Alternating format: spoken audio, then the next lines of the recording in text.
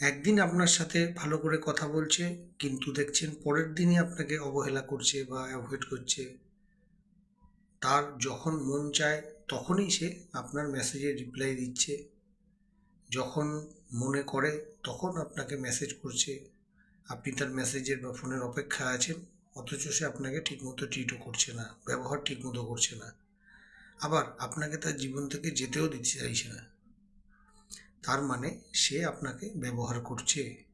তার যখন কিছু দরকার বা প্রয়োজন পড়ে আপনি তার জন্য অ্যাভেলেবেল থাকছেন বা থাকেন।